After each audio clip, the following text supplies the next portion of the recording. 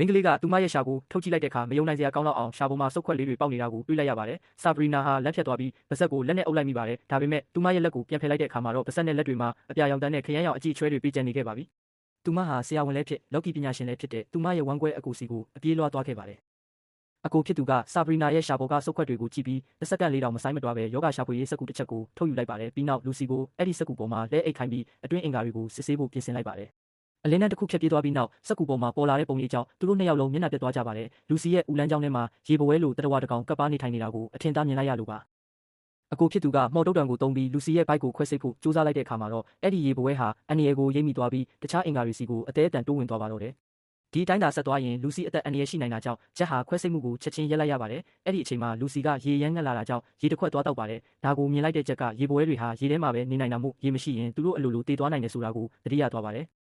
သူဟာရေကိုထိန်းချုပ်နိုင်တဲ့ဆုံးမတစ်ယောက်ကိုချက်ချင်းခေါ်လာခဲ့ပါတယ်။ဆုံးမကမော်ပညာကိုတုံးပြီးလူစီအသက်ကိုကယ်တင်ပေးခဲ့တယ်လို့လူစီခန္ဓာကိုယ်ထဲကရေဓာတ်တွေကိုဖန်ကန်တစ်ခုတည်းကိုထုတ်ယူလိုက်ပါတယ်။ဖန်ကန်ထဲမှာရေတွေပြည့်လာတာနဲ့အမျှလူစီရဲ့ခန္ဓာကိုယ်ကတုံ့ပြန်မှုတွေဆက်လာပါတယ်။ဂျက်ကစလုံးအကြီးကြီးတစ်ခုကိုအမြန်ယူလာပေးတဲ့အခါမှာတော့လူစီဟာကြောက်စရာကောင်းတဲ့ရေပွဲကြီးတစ်ကောင်ကိုအန်ထုတ်လိုက်ပါတော့တယ်။သူမရှာပေါ်ကစုပ်ခွက်တွေပျောက်သွားပေမဲ့ရေငတ်တဲ့တံကိုတော့ပြင်းပြင်းထန်ထန်ခံစားနေရစေပါ။လူစီလည်းစိတ်သက်သာရသွားပြီးကြောင်းပြန်တက်ခဲ့ပါတယ်။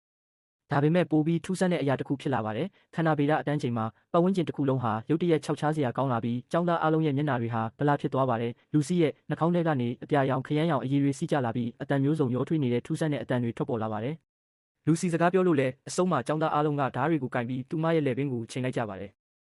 အဲ့ဒီအချိန်မှာပဲဂျက်ကရောက်လာပြီးလူတိုင်းကိုအိမ်မွေးချမန်းနန်းနဲ့အိပ်ပျော်သွားစေခဲ့ပါတယ်။ဂျက်အချိန်မီရောက်လာရတဲ့အကြောင်းရင်းကတော့စောစောကအန်ထုတ်လိုက်တဲ့ရေပွဲကိုစစ်ဆေးကြည့်တဲ့အခါအဲ့ဒီရေပွဲကမသေးသေးဘူးဆိုတာကိုသူသိသွားလို့ပါ။ဒါကြောင့်ရေမရှိုံနဲ့ဒီရေပွဲတွေကမသေးနိုင်တယ်လို့လူစီခန္ဓာကိုယ်ထဲမှာတခြားရေပွဲတွေကျန်နေဦးမယ်ဆိုတာသူခံမှန်းမိသွားပါတယ်။ဂျက်ကလူစီကိုဓာတ်မှန်အတစ်တပုံထက်ရိုက်ပေးလိုက်တဲ့အခါမှာတော့ပုံထဲမှာနောက်ထပ်ရေပွဲတစ်ကောင်ဟာလူစီရဲ့အုံနောက်ပေါ်မှာခိုင်ခိုင်မာမာထိုင်နေတာကိုတွေ့လိုက်ရပါတော့တယ်။